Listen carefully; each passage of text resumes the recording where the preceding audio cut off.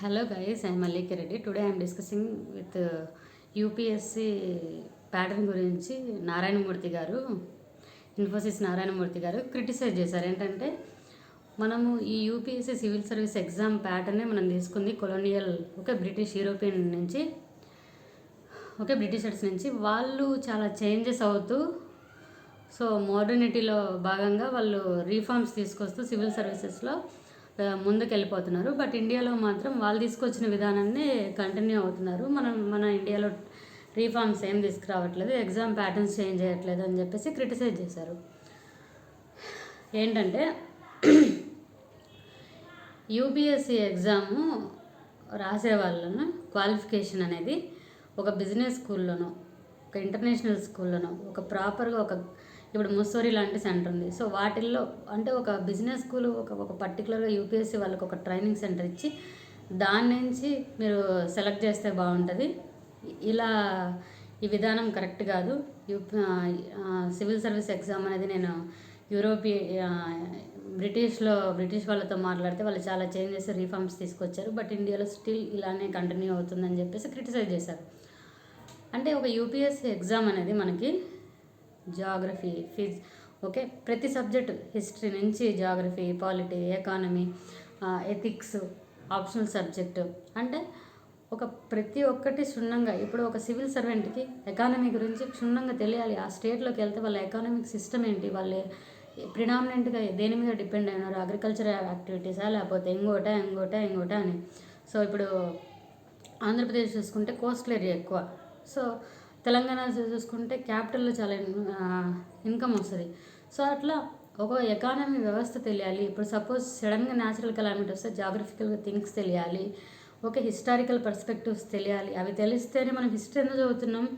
ఇప్పుడు suppose southern స్టేట్స్లో ఉన్న ఆఫీసర్స్ని తీసుకెళ్ళి నార్త్ ఈస్టర్న్ స్టేట్స్లో వేస్తే ఏంది వాళ్ళ కల్చర్ ఎలా ఉంది, వాళ్ళు ఎందుకు అలా ఫాలో అవుతున్నారు అని కాదు. వాళ్ళ కల్చర్ అది, వాళ్ళ ఫుడ్ హ్యాబిట్స్ అది, వాళ్ళ ఫెస్టివల్స్ అవి మనం ఎంకరేజ్ చేయాలి, వాళ్ళకి ఇంకా సపోర్ట్ చేయాలి.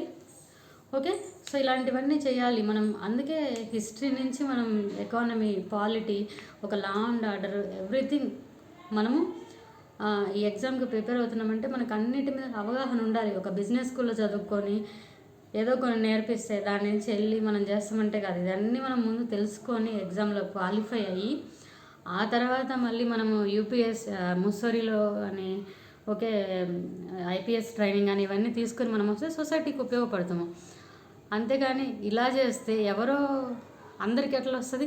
ఇప్పుడు యూపీఎస్సీ ఎగ్జామ్ ఇలా ఉంటే ప్రతి ఒక్కళ్ళు any graduate person can achieve UPSC. So option ఉంది. బట్ అలా ఒక బిజినెస్ స్కూల్లో చదివిన వాళ్ళకే ఇస్తానంటే అందరు అర్హులు కాదు కదా. సో అలాంటప్పుడు ఆపర్చునిటీ పోతుంది కదా. సో ఈయన ఏ ఉద్దేశంతో అన్నారో తెలియదు కానీ, సో ఐఏఎస్ ఆఫీసర్ అంటే అది ఏదొచ్చినా దాని గురించి క్షుణ్ణంగా చదివి ఉన్నాడు కాబట్టి ఆ సిచ్యువేషన్ను గెట్ ఆన్ చేస్తారు. ఇప్పుడు ఒక డిస్ట్రిక్ట్లో ఇప్పుడు రీసెంట్గా నేను జయప్రకాష్ నారాయణ సార్ గారి వీడియో విన్నాను.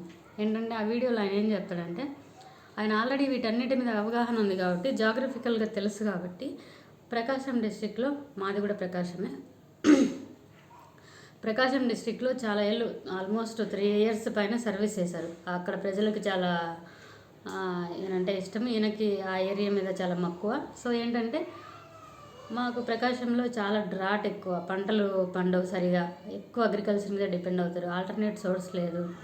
సో కొన్ని ఏరియాల్లో మాత్రమే business like slates industry, Markapuram ఇలాంటి వాటిలలో.